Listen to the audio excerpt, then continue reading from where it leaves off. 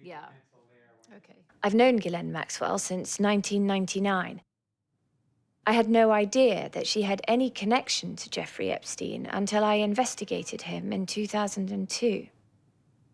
Anytime I had seen her out at parties in New York, she was either by herself or she was with some random guy. But nobody ever mentioned the name Jeffrey Epstein. There is this very strange confusion as to nobody quite knowing for sure when she and Jeffrey actually met. We have one of Jeffrey's best friends, Stuart Pivar, one of the founders of the New York Academy of Art. He says that they definitely knew each other before Robert Maxwell died because Jeffrey asked Stuart to watch Ghislaine sort of 24/7 after her father died. He put Stuart on what he called suicide watch. She was a terrible wreck, and Jeffrey sort of put me in charge of her because he was afraid she was so depressed that she wouldn't make it. She was deeply upset about him dying and the circumstances of his death because it had so completely wrecked and changed her life. She wasn't expressing sympathy for the dead father. It was all about her plight in this staggering situation that was so public.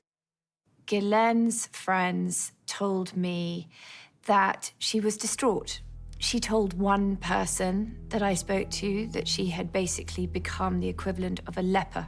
She described the two-bedroom apartment that she lived in on the Upper East Side as being like a toilet. When she meets an Epstein, she probably sees an Epstein, her father, and thinks, wow, this is great. And he's going to provide me with all the things that my father would have given me had he lived. The early 90s is a really interesting period to watch Jeffrey's transformation. He goes from living in a one-bedroom apartment on the East 60s to renting the former residence of the Iranian consul to the United Nations. I mean, in a very short space of time after that, Jeffrey acquires a vast ranch in New Mexico called Zorro. He starts to acquire the house, the plane, the chef, the staff that Ghislaine grew up with, that she was used to. But there's a one-sidedness to the Ghislaine-Jeffrey relationship. He definitely did see that Ghislaine could be very useful to him. She had this extraordinary Rolodex, and she knew rich, powerful people all around the world, and he didn't. She had inroads into the kind of world that Epstein didn't have, and that was the political world. And I think that was very important for Epstein. If Ghislaine knew half of what her father knew and what her father was doing, she would have been quite an asset to someone like Jeffrey Epstein.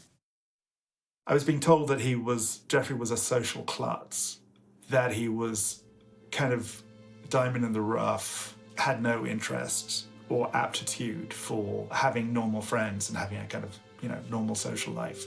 He wouldn't have known, for example, how to dress properly for the royal enclosure at Ascot in England. He wouldn't necessarily have known how to run all the staff that he acquired. Ghislaine knew how to do all of this. One person put it to me very simply. She told him, which was the salad fork. She was sort of like the chief administrator in his life. She organized his houses, his real estate. I asked Jeffrey about their relationship when I interviewed him in 2002. I preserved the transcripts of those conversations, one of the very few interviews ever done with him. She's not really involved in the business.